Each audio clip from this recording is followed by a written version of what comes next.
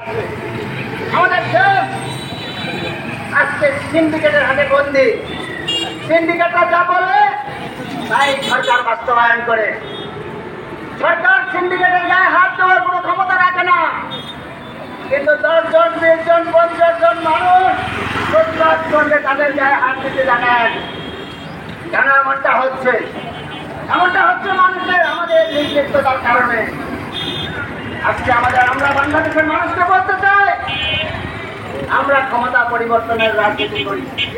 আমরা অবশ্যই ক্ষমতার পরিবর্তন চাই, কিন্তু তার মানে এই নয় এই লড়াইয়ের মধ্যে দিয়ে চাইছি এই সরকারের পতন ঘটবে।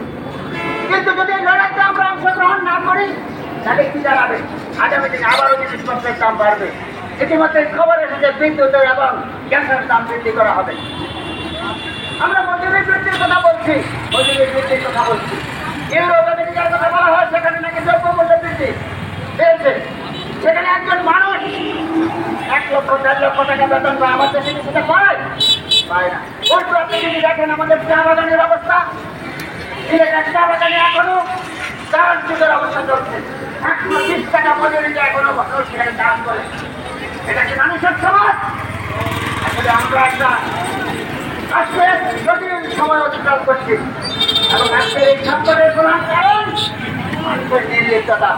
তাই আমরা আপনাদেরকে বলতে চাই, আমরা গত 52 বছরে অনেক রাজনৈতিক শক্তিকে রাষ্ট্র ক্ষমতায় দেখেছি। আওয়ামী লীগকে এখন দেখছি ক্ষমতা স্বাধীন হওয়ার পরে প্রথম আওয়ামী লীগকে দেখেছি।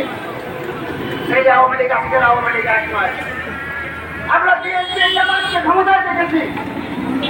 আমরা শৈল শাসনের অধীনে রাষ্ট্রকে ক্ষমতায় দেখেছি।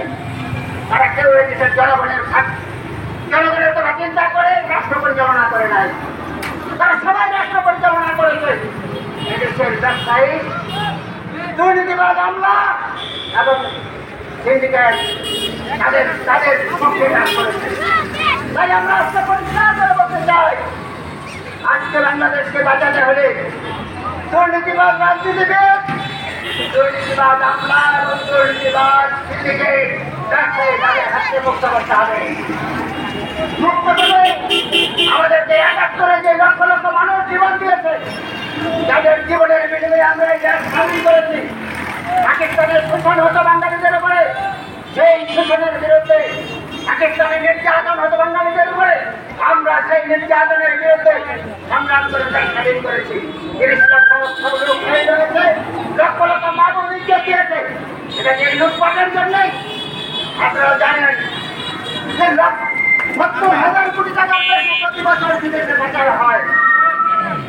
আমরা সেই পাচার রোধ করতে পারি না। আমরা জনগণের কাছে ট্যাক্সের বোঝা, জনগণের কাছে দ্রব্যমূল্যের বোঝা চাপিয়ে দিতে পারি।